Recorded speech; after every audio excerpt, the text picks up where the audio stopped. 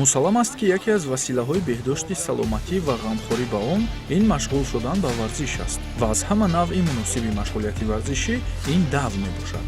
ҳамзамон хулоса кардан мумкин аст ки варзиши навъи давидан дастрастарин риштаи варзиш маҳсуб меёбад. давидан дар ҳавои тоза ва нафаси тоза гирифтан аз он ба дилхоҳ кас форам аст. маҳз ҳаминро ба назар гирифта ҳамасола ҳукумати ҷумҳурии тоҷикистон дар робита ба ҷашнвораҳои гуногун маъракаи васеи дави миллиро дар шаҳру ноҳияҳои кишвар роҳандозӣ менамояд. тоҷикистон ба беш ба беш ба беш.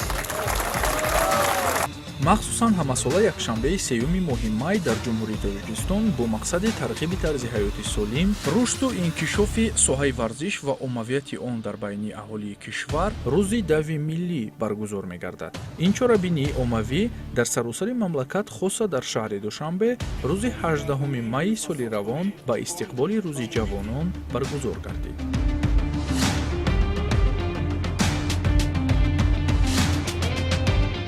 با تشبوس پرزیدنت مملکت محترم امامعلی رحمان عمومی ملی شده است و همه ساله چون انعنه گردی هم می‌آورد حیات کارمندان گوناگون را در همین همایش ورزشی اشتراک میکنیم و این پیش از همه دوستی و رفاقت بین کارمندان را بیشتر میکند، ورزش را ترغیب میکند، صلح و دوستی را ترغیب میکند و هدف دیگری آن این است که ما نه فقط به یک رژه معینی کاری که همه روزه داریم در مثلا همچون خبرنگار باید رفته فقط به نوشتن خبر و به انعکاس چاره‌بینی، بلکه باید خود نیز بیرون از شرایط کاری در فضای صلح و آرام به ورزش نیز مشغول شویم و ترغیب طرز حیاتی سالم را پیشه کنیم. امروز ما جوانان موفق دوران استقلال در این چاره‌بینی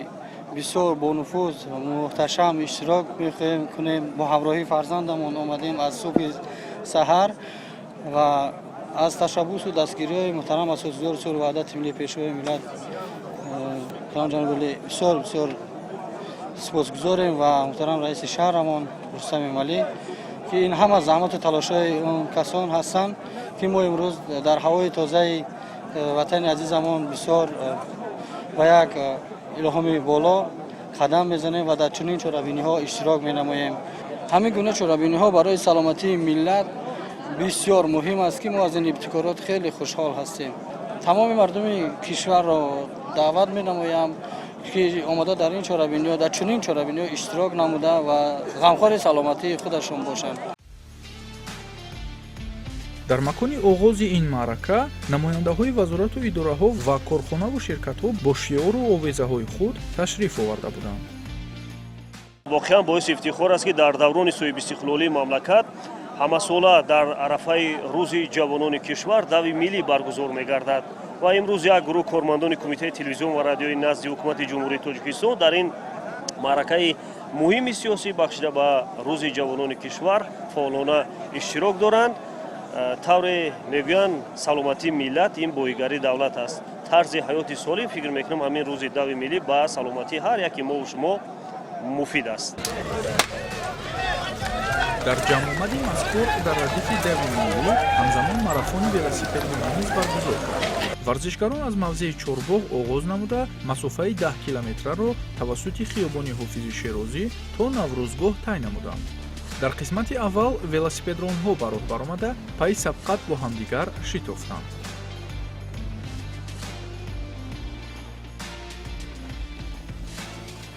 Велоспорт, конечно, он очень полезный, потому что когда мы не занимаемся любым видом спорта, мы стареем. У нас, потому что много химии, мы кушаем много химии, и вот это все в организме скапливается. Велоспорт, он дает как бы обмен веществ, мы улучшаем свой организм, метаболизм.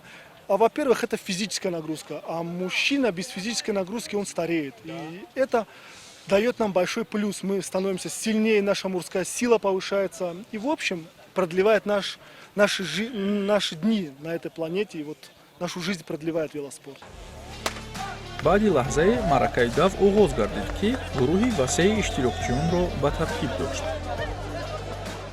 асосгузори сулҳу ваҳдати миллӣ, пешвои миллат, президенти ҷумҳурии тоҷикистон муҳтарам ҷаноби олӣ эмомалӣ раҳмон дар як баромади худ қайд карданд ки боигарии давлат ин аз солимии ҷомеа вобаста аст ва маҳз имрӯз солимии ҷомеа метавонад ки дар пешрафту тараққиёти ватани азизамон саҳмгузор бошад.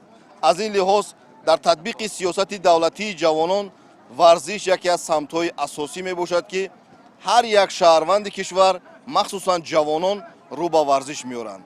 ҳамасола дар кишвар бахшида ба рӯзи ҷавонони тоҷикистон дави миллӣ ва веломарафон баргузор мегардад ки дар он аксарият ҷавонон ва сокинони тамоми гӯшаву канори кишвар иштирок мекунад ва чунин веломарафон ва дави миллӣ имрӯз дар пойтахти азизамон шаҳри душанбе баргузор гардид ки бубинед ки чӣ қадар иштирокчиён зиёд дар ин дави миллӣ ва веломарафон иштирок карданд. ин гувоҳӣ аз он медиҳад ки мардуми сарбаланди тоҷикистон бо шукргузорӣ аз сулҳу субот ва тинҷию амнияти кишвар имрӯз рӯ ба варзиш меоранд, ҳамеша солимии ҷомеаро нигаҳ медоранд ва чӣ хеле ки пешвои миллат мегӯяд ки варзиш қосиди сулҳу дӯстӣ аст, имрӯз варзиш яке аз василае аст ки барои муаррифӣ кардани тоҷикистони азиз дар арсаи байналмилалӣ бисёр ҳам як нақши калидӣ дорад ва аз ин лиҳоз ҳар як шаҳрванди кишвар имрӯз бояд ба варзиш рӯ биёрад.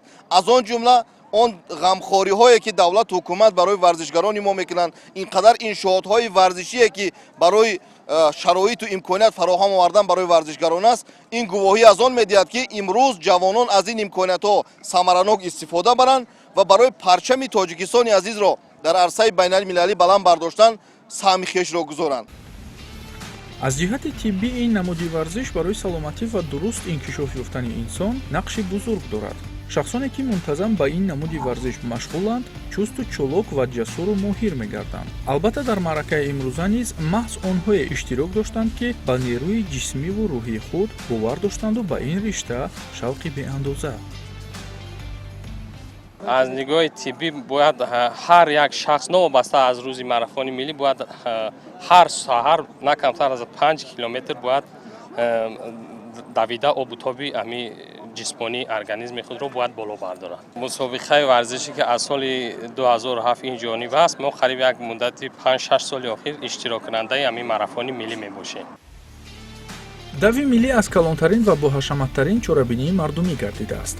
он дар воқеъ фарогири пиру барнои мамлакат аст ки аз хурд то бузург ҳама зери як иқдом, яъне солимии ҷомеа, ҳамовозӣ ва якдилии мардум иштирок мекунанд.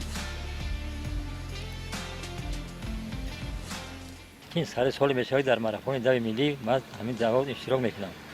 من در همین دعوت اشتراک میکنم. من در نظر خودم مثال نیست ورزش برای سلامتی خودم بنیاد فعالیت خود دارم. رسما رفتم خود مرا کدوم بوده بخیر شوش نوسای میبینم میگن که بخیم همین سن سال چنده هستی میگوید نمیگوید همین سن سال میگه همین چندی سال میشه ما میبینیم همون خیلیش میتوی تولیم. یادآور میشویم که دوی ملی در اساس فرمان پرزیدنت جمهوری تاجیکستان محترم امامعلی رحمان اساسگزار صلح و وحدت ملی پیشوای ملت 28 مارس سال 2007 یعنی به امضا رسید. همه ساله یکشنبه 3 ماه در سراسر جمهوری مرافع ولوسپدرانی و دوی ملی گذرانیده میشود. ما کارکنان شعبه معارف کارکنان ساحه معارف در این دوی ملی در این مسابقه مرافع ولوسپدرانی و دوی ملی اشتراک نموده خواستیم بدنمان را به ورزش آبوتاب دهیم. چون که به همگان معلوم است همه ساله با مقصد ترغیب طرز حیات سالم و رشد ساحه ورزش در تمام سراسر مملکت با مقصد جشن با شکوه روز جوانان دوی ملی و دیگر مسابقه ورزشی برگزار کرده می شود که امروز کارمندان مرکز ملی تحصیل نزد پرزیدنت جمهوری تاجیکستان در این دو با مقصد سالم گردانی جامعه و ترغیب طرز حیات سالم اشتراک دارند.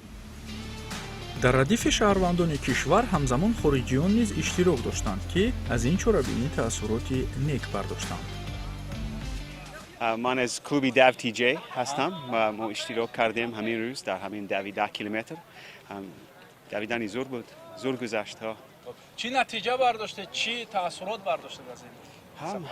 من از کم از 42 دقیقه تمام کردم با سرعتی 4 دقیقه 12 ثانیه هر کیلومتر تمام کردم. خرسند بودم که خوب گذشت.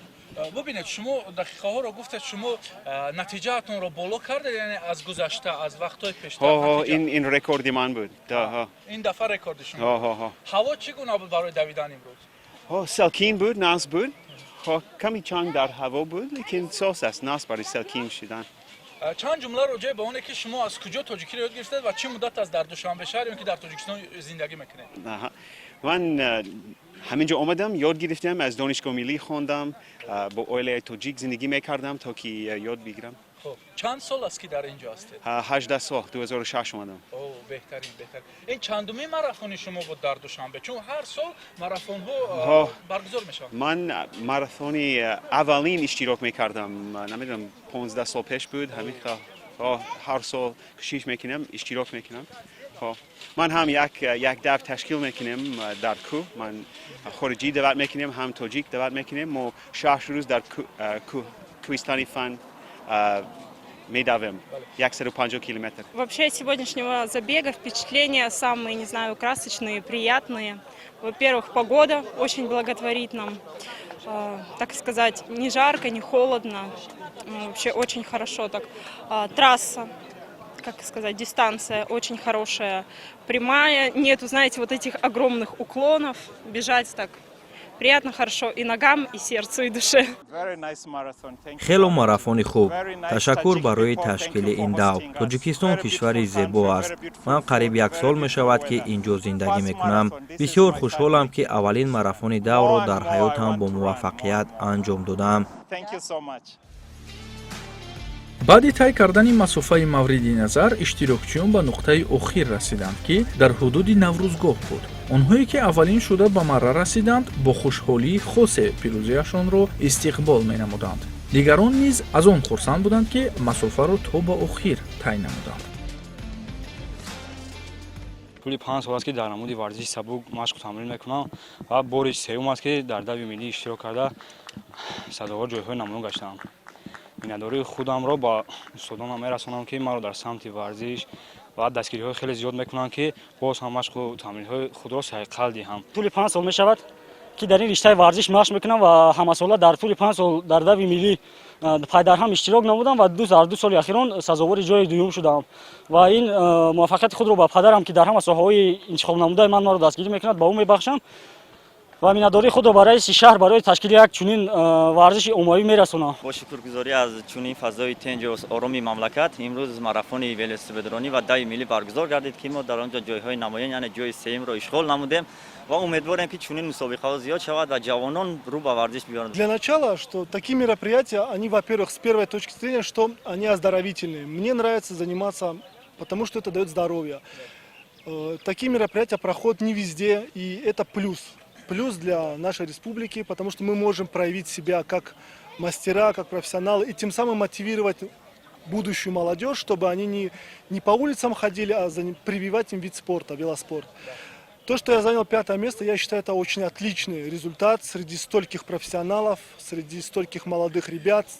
И я очень доволен мероприятием, что наша республика, наш президент, мэр дал нам возможность проявить себя на этой трассе. И я считаю, что это очень хороший результат. Я дал благодаря всему вышесказанному. дави миллӣ як чорабинии умумимиллӣ ва иттиҳодовар аст ки дар он намояндагони ҳамаи гурӯҳҳои иҷтимоӣ, касбу кор ва идораву корхонаҳои гуногун иштирок мекунанд. ин чорабинӣ ҳамчун рамзи ягонагӣ, сулҳ ва дӯстӣ дар ҷомеа маъруф аст.